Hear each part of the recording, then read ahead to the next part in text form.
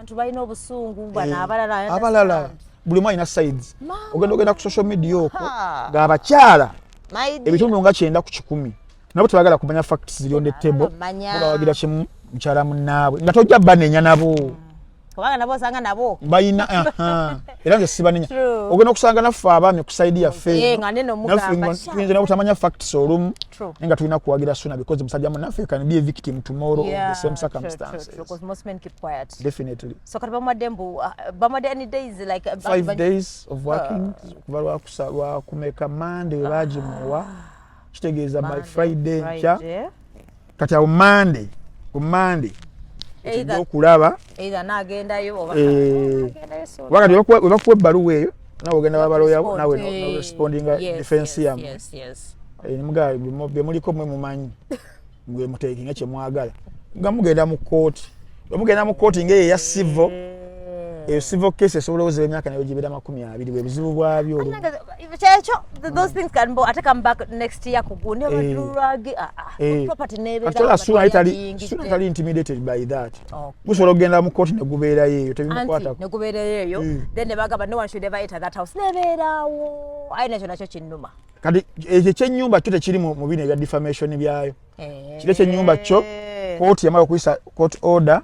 neeragira waleme kubawo kintu kigikolebwako development oba gyali myezi 6 then bamala okumulungula kino ekya ownership of the land and stuff so nze muli nkyalina essuubi era tujja kufuna ensalawo entuufu okuva ku masiga gaffe agalamula ensonga bwe zityo then tulabe ekinaba kiddako awo naye just general eno mu bantu baffe abalala because ekyasono kirabanga ekyokusagana kiri mu families nyingi nnyo just that ngabo ogabe byabayo exactly kyobadde nkubuuza nti would you advise like someone agenda mu relationship to okugata properties whatever the case never to be married would you even advise that what oli married tochikola okay obeera oli married era beera precautional because anything by the way full true beera precautional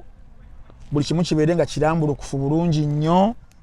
oba okedde n'ogamba mukazi wange mugulidde ettaka biki libeere mu mannya ge obeera nkedde temugulidde emmotoka kaadi ogimuwe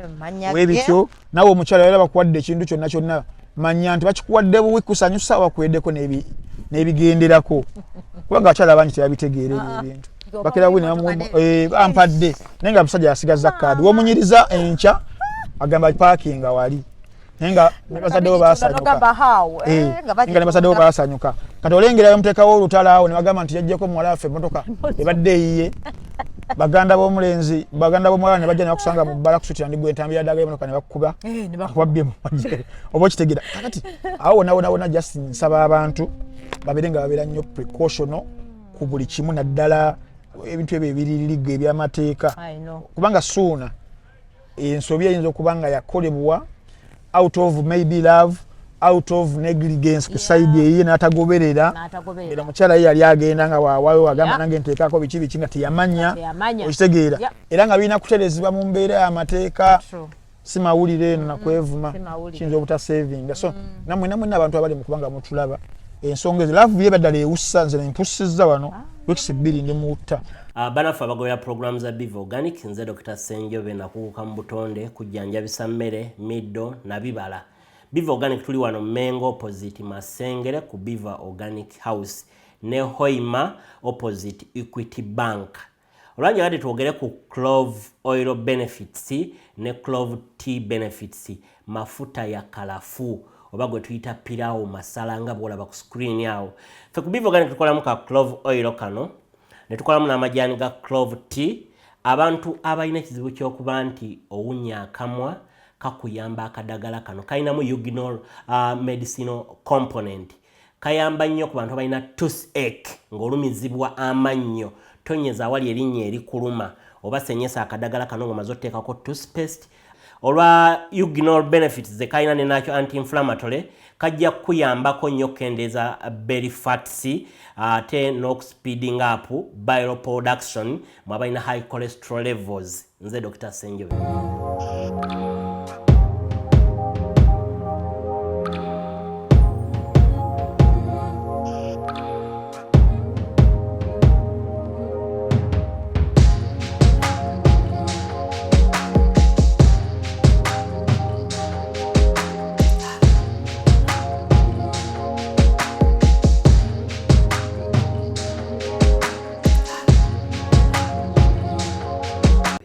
there's something you mentioned about like how people can decide to use people that are close to you, attached to you, your parents. Yes. Something scanned about briefly in a year junior. Because they've been friends. Yesterday ku TikTok ngo onyonyola Kalenga now. Kalenga nkutegera there's how you responded in a very mature and balanced way. Yes. Both of the other people are your friends. So like advice, what advice would you give? Like, do you think these people can rekindle since they have followers, fans? Do you think there's a way to rekindle or advise? For example, no go shalom mani go chasing or apologize. What is the best way? I think the best way is to let time. Go by, eh? Yes, go by. Binge my time when I've been reading a book. Bakaita having the inner peace of mind ka Charles Norton. Nagamba, yes, nagamba nti sometimes you have to sit alone and have all the answers. That's why they say you have to have me time. Yes. Me time. You close the world. Omugezigezi omumala yagamba, in fact yali Donald Trump. Donald Trump ngajja mu kalulu ka 2016 mu bidi yo ku Making America Great Again. Olwo yali ku Fox. Nagamba nti the only way to make America great again is to first destroy it.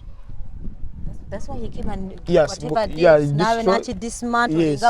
So you destroy before you elevate. Kakati obuchankala no buno bwe tubeeramu nga ffe ab'emikwano. Sometimes nze mbambwetaaga webujjawo building about you because now omanya abamu tubeera bias wenda bakati mutima bangamba lwaki Frank ayogera ne Julia. I know. Lwaki Frank ayogera. Yes, I understand. I feel like it's I understand. But bibula mu mikwano eryaddala ne wobeera obuuzizza ku katudeyo ku marriage. Yes. Marriage y'abantu abawezezza emyaka 5 golden jubilee. So bakiyita golden. Basobola okubuuliramu nti ku mwaka ogw'omusanvu twafunamukko ku muyaga ogwatulumba. Kwatono twawukane. Yes. Naye bwe twamala ne tubitereeza byonna y'ensonga lwaki twamala emyaka ejaddako 43. Oba kitegedde mukwano. Sometimes oleka kibuyaga najjamu buli kakicha ina mu nnyumba oba mu lujja okitegeera lwaki nti olumu emikwano twesanga bwesanze naye nga tewabaddeewo nnyo that connection ey'amaanyi nene mwerabirawo nga muli ba mukwano oba kitegedde there isn't a foundation because emikwano egisinga nze emikwano yange gye nali nnina gye natwala ati mikono yange nawanga naje bange dene ba obbies nga mwetegeera amanyo akasungulira kantambi nange manyaka ke amanyi social antics nange manyezi nga bingi obo kitegeera just nsi tukene nsi netugabana abambali bweri wagwanga abambali luddawa kala tene nsi netuwa emikwano emirala eno ba colleagues ne afuka emikwano afuka abooluganda naye nga tewabaddewo foundation kati gundi zino wezijja storm eno wejja ne mbamu ne conflict sezo conflict one kiziyamba buli omu abeera nga ajjeyo obulumi n'abwanika obulumi n'obusungu n'abijjayo pouring out their venomous each and everything atuukana nga akakkanya bimuvuddemu abisesemi abitanasi sorry to say yes ne ku side eri n'apoweringa obuzibu oli kusirika oli kasita siriko omulala ye resentment agikaringa paka kati temuyinza rekindlinga oba kitegeera kubanga kati obusungu busigala ye takyejjeeko in this case kati ga muganda wange Junior nti ye yejjeeko buli kimu yayogedde amala naye yagambye oba kirolaga kati gwe tani ebyo byonna bibeerawo kati ne muganda wange oli naye kyemmanya ati time x najja venomu yejja kuvaayo oba wano oba naye enebeera media because abatwagala nnyo okumitinga scores wekityo so awo ogomera yegugwawo eddako stage eddako mugenda okuddamu nga either muddiŋŋana ku principles ng'otegedde entambi by'atayagala ne byayagala ebimuyisa obubi ebyo kwegamba ekyo ate mukiwangaaza nnyo kuba mulina omusingi tewali kamanyiro tewali ki ono tayagala okitegedde wekitonze wendowooza nti tuba tulina okuleka olaba ne bano bakapozi ne muyomba ate n'ateeka mu maama wo like I feel like it's disrespect. I know. Always because sometimes about background. I know. I think I get your point. So let's go to this Soda Ben situation. Yes. Crime of passion. Ebaddewo ekyaliwo abantu bettira n'obuntu obutonotono. I know. Simanya eno na land abala bettira obuntu n'ogamba banna just because omukazi sente z'akameza teyalese balance n'omutta nawe ne bwetta recent baro byenda bye yamuggyeko obulago bambu kubanga yakola ki yakukyawo banaakoma siwe bicho. So now I'm not understanding whom can you blame kuba kati there's a lot of kavuyo. This one is going to sue bina yayogedde bibye ne bamuvuma oli ate ekimala kamoga agamba naye agenda kusuubinga oli asirise ona yoge I don't understand oli we yali ku vigil like we would tell the bitterness banange siganye okay I understand I'm not judging but when alaba ninga ku vigil alaba someone is can be able to say such a thing meaning there is anger here definitely. So how can you go about that like what do you think brings about all that kwa mtandika bulungi I don't understand sichiwambu no liba mu drug ngene bamugamba signing ngawano sibitegera oba yabuyita nagaba to signing ngawano edinya to sibitegera ebintu byetaka kwa I've never thought of combining properties with any man babingana unless you're married to that person but love can make you do weird things and when mwawukana as you know mubera ba enemies I know nemwefu greatest enemies so how can we avoid the crime of passion like what do you think like how kwanga zenda bacha dragging on since last year definitely and it's getting worse. It's getting out of hand and ngamba it's too much zakati sibitegera chibi naye foundation ya Sheno itwatandikiddewo naona agambe ku love nanyonyede ku love nti love tukozesa ebintu olumu nga tetumaze nnyo kwefumintiriza. That's why omuntu atta omuli n'amala n'akulinga nagamba simankyambaddeko kakati ne mu situation eno because tulina okujjayo ekinyuso ekikulu kiriki ekinyuso ekikulu kwe kwesanga nga nambwayo yani nambwayo Mary nambwayo tulengera ka video akavaayo ngali agenze twalowooza nti wali wabe wabiri nga bamugobayo emisinde ojjukira mbono twatandikira okubimanya then ne bajjayo their dirty linens bonna ne beerangira nzijukira mu kaseera ako nali kuside ya the lady because of what kirasooka okulaba exactly kuba njukira interview yakola ina mwana baina lubuto amaziga ngate tulina naffe banyina ffe fumbo gye bawangaalira gye bali ebaddala nekintu akinga nnyo era njuke nakola interviews nyingi nnyo nga ndi ku side y'omukyalo oyo naye nga bagamba nti tosala gwa kawala tunawulira gwa kalenzi so akalenzi agenda okujja nako okweyogerako nga nako kalina issues zaako kati ebyaddala nga otukanga ngoli spectator bwoti kino kiveeno kino kiveeno naye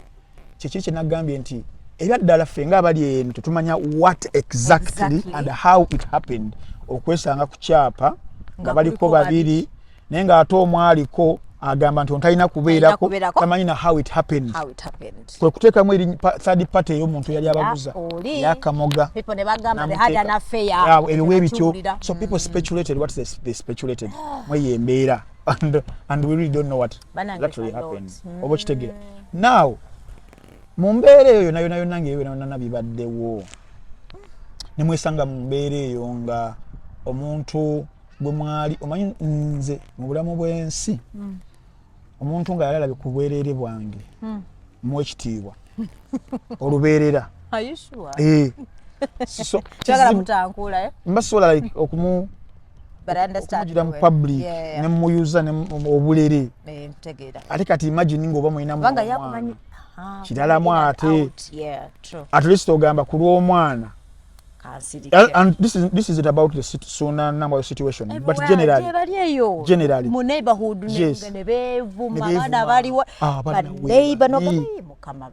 tugenda okuddamu okubuildinga generation eddako nga naye ategenda kubeera much worse because ogobadde okimanyi generation ya fefe bali mu myaka 3 kwambuka if you compare it with generation ya bazadde bafe yaferi was yaferi was yaferi eri misguided nnyo muyobera amaso g'abaana muyomba mwekwesa omukazi naye nawe imagine eddako egendo be y'abaana bafe yegenda kuba was yegenda kusukka kama atusaasi leero oli muto oba kitegeera nti fe twalinanga abazadde naye nga omuzadde dda newe yamanyanga nti nno omwana ono gwenzadde kibirige si wange tata n'akitegeera kizibu nnyo tata omwana oyo okumugobawo yamutwalanga nga wuwe okitegeera bangamba mbwedda mu abasajja mwasirikanga oluusi n'otegeera nti oyo omwana si wange n'okisirikira ife twakuzibwa mulimu families ezimu nti mama bamusanze n'abaana 2 3 tata najja n'azaala abaana ne bazadde bagenda okukula nga tebamanyi na kumanya nti no bano si baganda baabwe abataata nga basimanyi muno mwena muli balumu nga tewali kweyawulayawula. That is how we were reason. Iyi generation yeyo eno generation yo ndala mu mukwano nti abazadde mwe mwennyini oyina omwana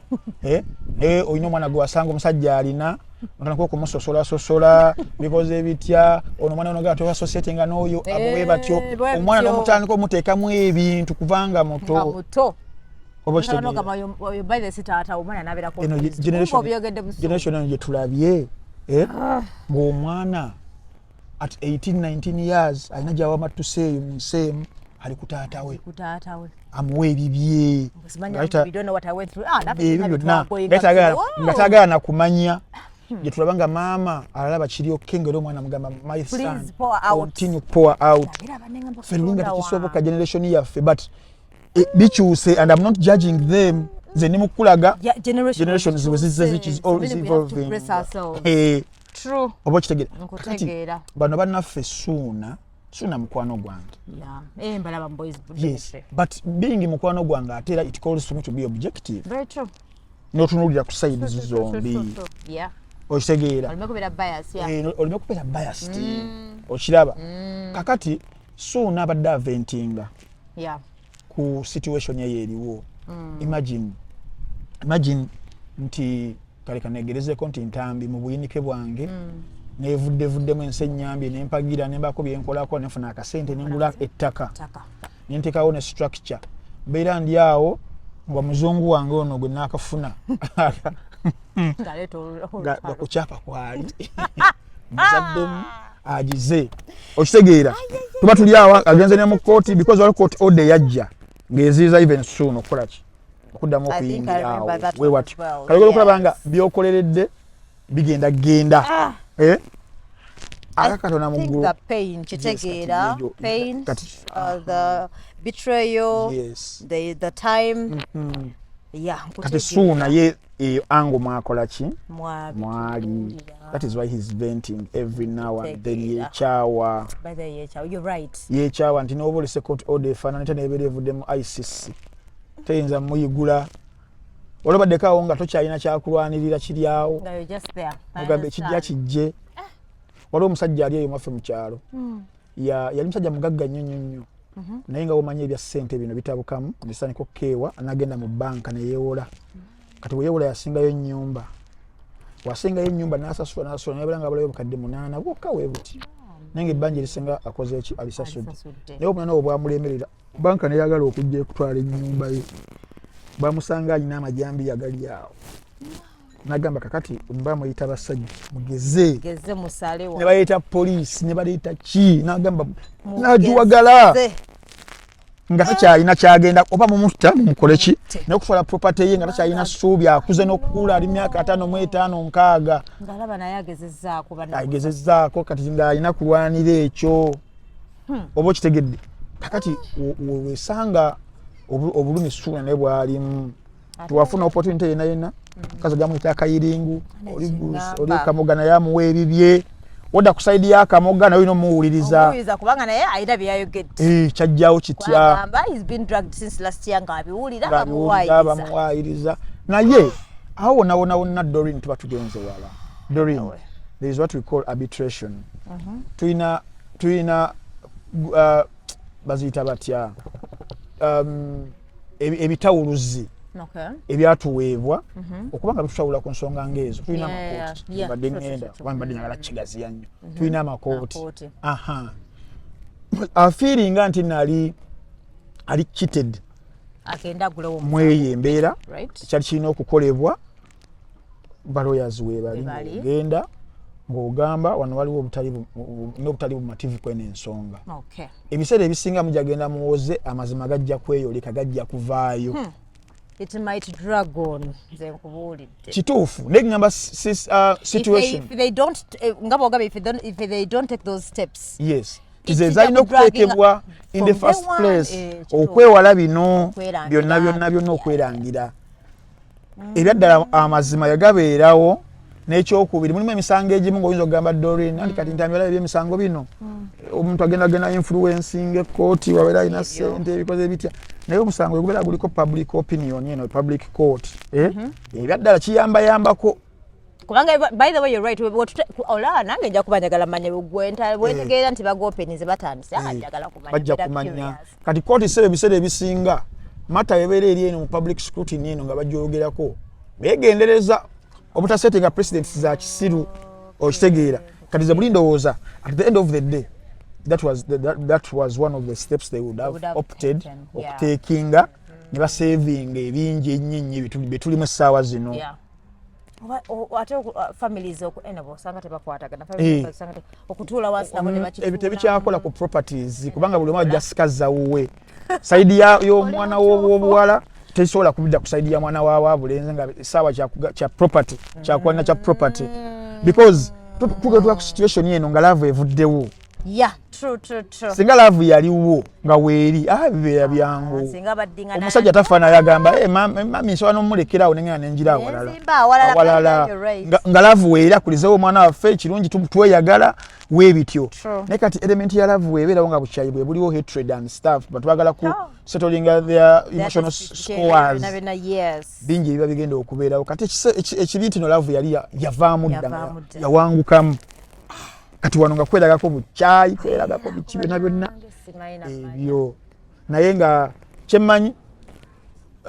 gundi nga we yazze a letter of intent to sue eyokusuwinga Suna Ben yazze I believe Suna nga gwe mmanyi omwana we Masaka tegenda mutegebula to be a humble person zenamulabako wasi he's humble mubino naye kati omuntu nobeera humble otane ku kikyo they provoke you true kwa manengena gama since is your friend like ndozo mbuira kunoga kakkana no wonder but kakkana kwanza olusi ntya nga abanna fatubulira ate ebiri wasi obukola fatubulira ate ebiri wasi betaswana kumbira no public no zolo ngamba kibanya abantu balina busungu ayinzo just one day nga boga nga yechaye nakola ekintu doka baba naye muka ate ebyo osanga Doreen nga betwagambye oh god crime of passion I know omuntu nakya ne yechawa nagamba kazo amazeke embe nange kachi ezo homicides zetero okulaba ezo sigola kozezi zazo busungu olumuzi mada zo tutamanyi omuntu ono ne bamutta bati kamusanja kunoza ni bypassing abamu obo kitegeera bibeera bingi nange kibadde nkugamba lwembadde ngaba nase kugamba nakakana muko bibeera bingi kwangala bakano ke tulabako ku social media kabayogera kwane wabali kugundo bulaba ba venting examples zinga kulaba venting so you just know there is something on his that I know busungu twali mu kuziiko okwo kwa mama wa Sona mukyala najja naye omukyala hadn't it been the woman would have even gotten lynched that day ebyaddala kuba olwedde eno ogenze ewa baawo gye bamuzaala naki babimanyi byonna omwana waabwe omwana waabwe mali gyakoleredde ekibi kintu ate gwogizeemu bo tebagala kumanya the facts tebajja kwagala zimanyi bajja beera ku mwana waabwe bajja wulira obusungu olengeri bakolako mob ne bagikolako bo bennyini namugjawo mangu n'afuna boda n'alinnya n'agenda ate nga naye mu kujja kwamba ayinza okubeera nga ajja mbulumibwa kufiirako nyazaala ekimuleese bwekityo naye kati ebisiizinga ne bagamba kati keereese eki kajjo tusoomooza katujjako buli kimu kakatuzza mukyalo weebityo nga basobola okumulinkinga n'abantu balina obusungu bano abalala buli mwe alina sides ogenda ku social media okwo ng'abakyala ebitundu nga 9 ku 10 nabo tebagala kumanya facts ziri on the table bawagira kimu mchala munnaabwe nga tojja banenya nabo kubanga nabo osanga nabo bayina era nze sibanenya ogenda okusanga naffe abaami ku side yaffe nga neno mugamba tuyinza nabutamanya facts olumu nga tulina kuwagira sooner because musajja munaffe can be a victim tomorrow of the same circumstances because most men keep quiet definitely so kati bamwadde any days like 5 days of working kuva lwa kumeka Monday bagimuwa kitegeeza by Friday kya kati awo Monday either okulaba either nagendayo oba wakati webakuwa ebbaluwa eyo nawe ogenda babaloyabo nawe no responding defense yamu nimugaa byemuliko mwe mumanyi mwe muteekinga kyemwagala nga mugenda mu kooti ngaeyo eya civil case esobola owoza emyaka nayo gibera 20 bwe buzibu bwabyo kyekyo those things can ate come back next year kugundi abaduragi property nebeera tali intimidated by that gusobola okugenda mu kooti negubeerayo eyo tebimukwata negubeerayo eyo then nebagamba no one should ever enter that house nebeerawo ayi nakyo nakyo kinnuma kati ekyo kyenyumba kyo tekiri mu bino ebya defamation byayo kiri ekyenyumba kyo kooti yamala okuyisa court order neeragira waleme kubawo kintu kigikolebwako development oba gyali myezi 6 then bamala okumulungula kino ekya ownership of the land and stuff so nze muli nkyalina essuubi era tujja kufuna ensalawo entuufu okuva ku masiga gaffe agalamula ensonga bwe zityo then tulabe ekinaba kiddako awo naye just general eno mu bantu baffe abalala because ekyasono kirabanga ekyokusagana kiri mu families nyingi nnyo just that bino nga bawogabye byabayo exactly kyobadde nkubuuza nti would you advise like someone agenda tuli mu relationship to okugata properties whatever the case never tuli married would you even advise that what oli married tokikola okay obeera oli married era beera precautional because anything by the way full beera precautional buli kimu kibeere nga kirambulukufu bulungi nnyo oba okedde n'ogamba mukazi wange mugulidde ettaka biki libeere mu mannya ge obeera nkedde temugulidde emmotoka kaadi ogimuwe webityo nawe omukyala era bakuwadde ekintu kyonna manya nti bakikuwadde buwi kusanyusa wakuweddeko n'ebigenderako kubanga abakyala bangi tebabitegeera ebyo ebintu bakera bwe bampadde naye nga abasajja yasigaza kaadi womunyiriza enkya agamba paakinga wali nenga bazaddewo baasanyuka kati olengera bamuteekawo olutalawo ne bagamba nti yajjeko muwala waffe emmotoka ebadde eyiye baganda b'omuwala ne bajja ne bakusanga mu bbala kusutira ndi gwe entambira ddagala emmotoka ne bakukuba bakubabbye oba okitegeera kakati awo wona just nsaba abantu babeere nga babeera nnyo precautional ku buli kimu naddala ebintu ebyo ebiririga ebyamateeka kubanga suuna ensobi eyinza okuba nga yakolebwa out of maybe love out of negligence ku side eyi n'atagoberera era mukyala ye yali agenda nga waawayo agamba nange nteekako biki nga teyamanya okitegeera era nga birina kuterezebwa mu mbeera y'amateeka si mawulire eno nakwevuma kiyinza obutasavinga so namwe abantu abali mu kubanga mutulaba ensonga ezo laavu bye baddala ewussa nze nempusizza wano weeks 2 ndi mutta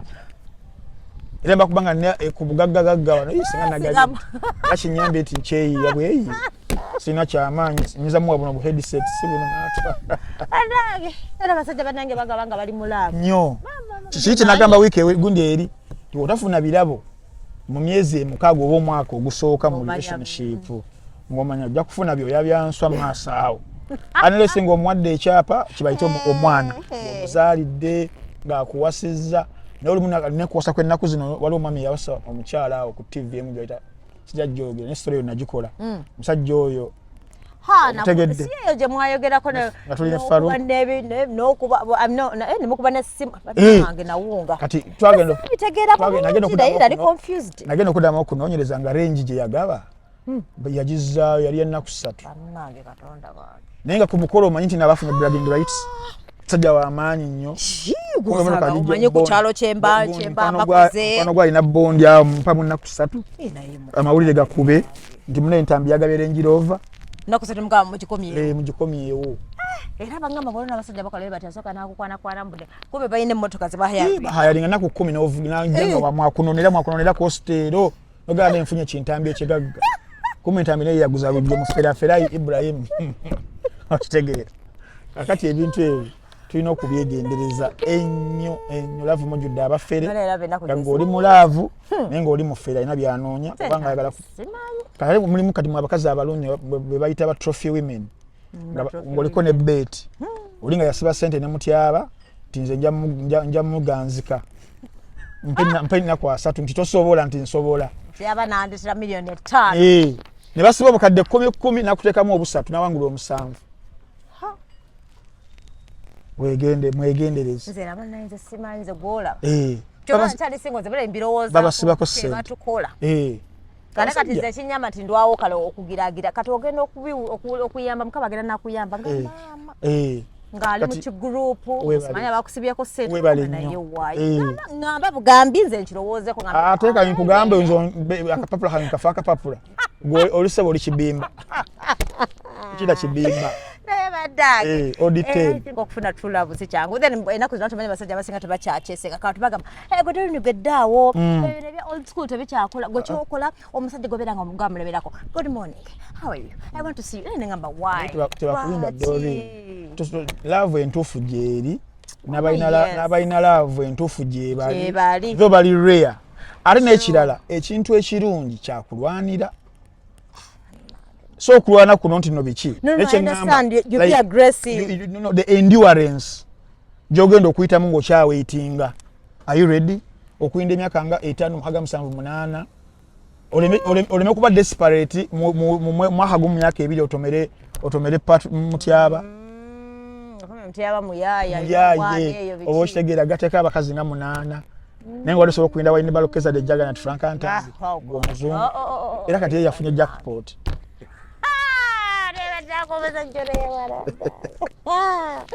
abasajja bewala badda ono atukuba omuzungu but ntegedde and let's be careful nga bwogambye let's be careful ebya love bwogwa mu love it's okay ogwa mu love bakumenya omutima odde but be careful I know si byangu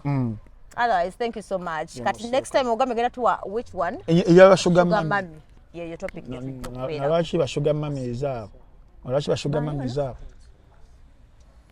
Frank ina sponsors na sponsors bali ba sponsors banga ba ticket kibanda badde embeera bidde ticket kati gwagala okutravelinga kwa kati gwe nkimanyi buli miezi ng'esatu oterogenda kebo anti ticket kibanda balina omutimbagano baguyita www.ticketkibanda waliwo yatugabe junior yatugamba lwaki bayita muwomya visa sibamanyi muwomya kangambe ticket kibanda mbadde nkugamba guno omukutu www.ticketkibanda.com bogende kugona oteekamu bagenda kukuleetera option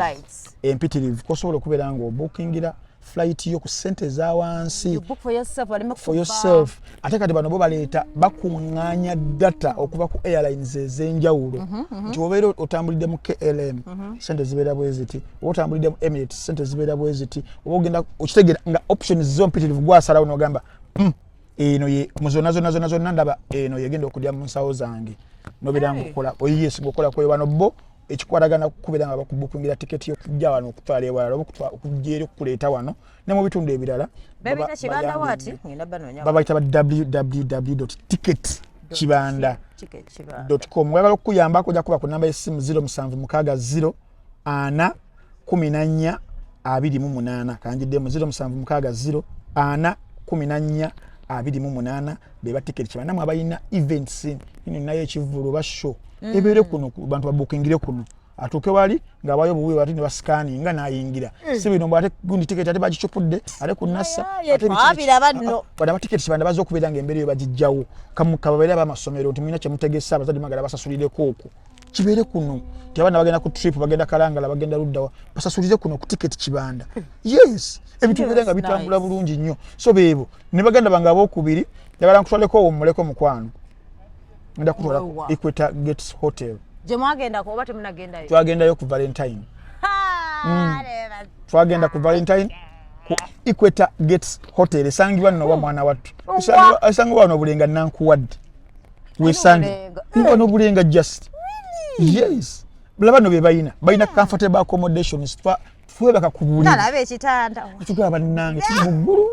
kumbe Equator Gates Hotel nalabe ekitanda ga nefra nga wifi eri wali eti atota Smart TV kwe tulabira Arsenal nga bagikuba tugamba tulabira okwo wifi nako ebyokulya dining options balina mpitirivu nnyo era kifo kino osobola kipangisa okuba nga okolerayo ku small occasions nga birthdays, graduations, baby showers, balina honeymoon packages sako n'ebirala, balina facilities nga sauna, steam bath ne massage babirina. Agala okubookinga bookinga ku namba y'essimu 0200 9 734 ate obagamba nti nakalango nakawidde ku Frank Antambi bakugirako ebitundu 4 ku buli 100. Yes. That's a big percentage. Nyo nenga walungi nnyo bulenga nakuwadde bayita Equator Gates Hotel n'abasembayo beba muno watch. Muno watch noza yogimanyi. Abo yes, balabyeko. Ti muno watch obulungi bwayo obero ina iPhone ngeno iOS mugo downloadinga app store app bayabwerere. Otekamu obero ina Google obina Android nga mutyaba era ngogenda ku Google Play Store ngofunayo app. Yes, nga mufuna app ng'ogigula bulungi bagamba registration, email address, password oyagala ki Arsenal can't win the league ng'oteekamu ng'otandika ogenda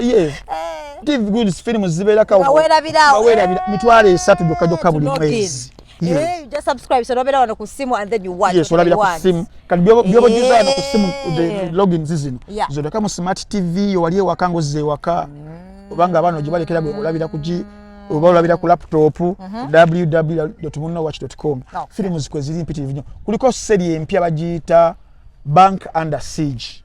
Bank Under Siege. I've been told it's a nice one. Yes, kweri ya butundu video juni ya mwajiri. Ndala bagita Paradise nayo ya butundu video juni ya mwajiri. Sako ne videos abala ekyuncha Muno Watch. Eyita ba videos bonna. So gwasala nga zagala jingo zagala kundi okay. Junior, Uliyo, Muba, ISP whichever babirako. Ate kirungi buli nako olucha bweruti. Twa uploadinga films empya nga 10 every day. Ate buli film egendako tevaako. Kitegeeza ne gwe basibe emyaka 10 emabega. Wojja. Nange if I log in film ozisangako. Ne film ze mwala mu kyenda tuzikomyawo mu kifaananyi Crystal Clear. Ne mudogozi ya video gobero yagati. Bwe buwomi bwa Muno Watch. Kaino naye nafe twaga kwebaza ba Beaver Organics Uganda kakati gwe Frank ngolo mpyo bayi kati oinaka kati right now oinaka sigidi. Baina wake up call. Akanzo okusa. Obusimo nakasumulwa obusimo. Bwo mubiri. Ebintu ne usaga ngenda tojako kuba necho tagobere ngoli very energetic ngana mazigo gwe wewana amazi yes nabivaako ebyo amazigo bina nagenda mugenze mu Beaver Organics basangibwawa bali awo zaidi ze Mbengo but the number eja kubera weberawo wano ku BBS nokirira mu kawo wansi Beaver Organics bayina ebikwata edagala about health, anything about health, whether ndwadde zenjawulo pressure simanyambu, you want to watch your weight mulabanga awanyo abantu advice nagaba lya kino so yeah, it's about organic food. Kasa kibera nga kiri organic exactly. Nja kugenda sajja okuwona prostate cancer tomanyi ate bana baludde ku masturbation mu kyalo ku nkula y'okwemaza kirabika na baba yabale vaccine nale wasala kale guys, until next time, bye bye.